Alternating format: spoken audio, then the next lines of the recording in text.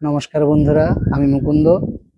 আজকে গ্রীষ্মের এই প্রভাতে আমি উপস্থিত হয়েছি একটি অতি পরিচিত ফুলের গাছ নিয়ে, বেলি ফুল।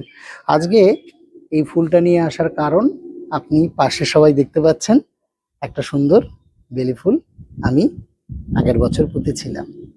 সেটা যেভাবে পুঁতে আজকে আমার গাছে এত সুন্দর ফুল এসেছে, সেই পদ্ধতিটা আপনাদের দেখাবো।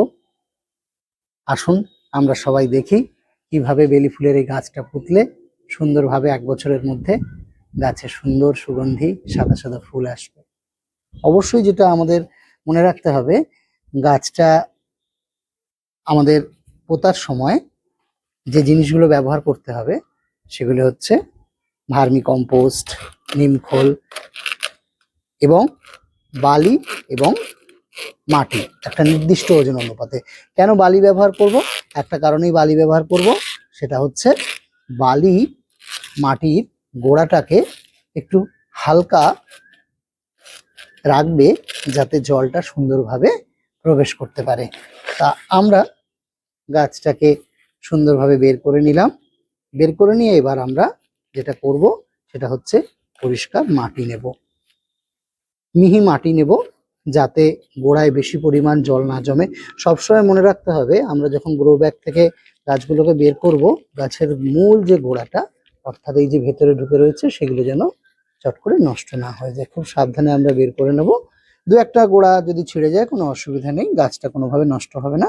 এবার আমরা যেটা নেব সেটা হচ্ছে মিহি মাটি।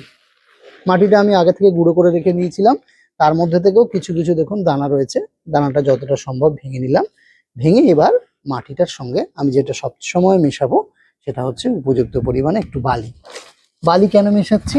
বালি এই কারণে মেশাচ্ছি যাতে গাছের গোড়াটা সুন্দরভাবে জল নিকাশি মাটিতে পরিণত হয়।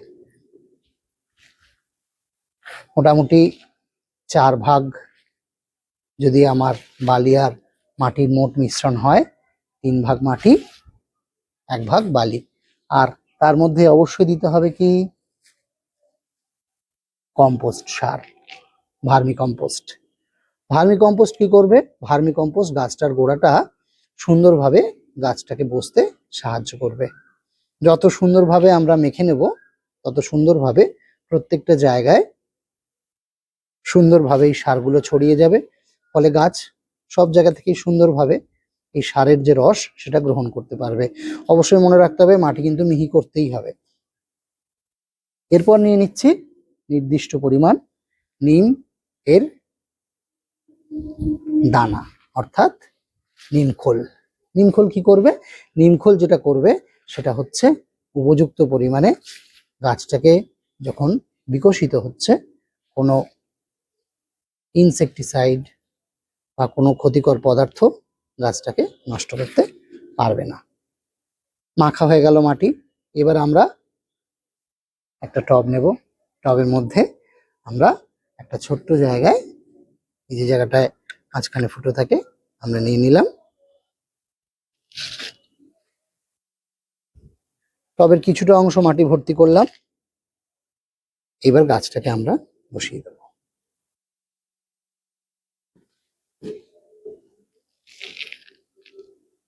দেখতে হবে যেন সুন্দরভাবে মাটিগুলো চারিদিকে সুন্দরভাবে ছড়িয়ে থাকে। একটু উপর থেকে মাটিটা সরিয়ে দেব, একদম পুরোপুরি কানায় কানায় কখনোই করব না, তাহলে জলটা সুন্দরভাবে গোড়ার মধ্যে বিকাশ করবে। এবার এরপরে আমি একটু উপযুক্ত পরিমাণ জল দিয়ে দেব। হয়ে গেল বেলি গাছ বসানো। ভালো থাকবেন, দেখা হবে পরের ভিডিওয়ে। নমস্কার।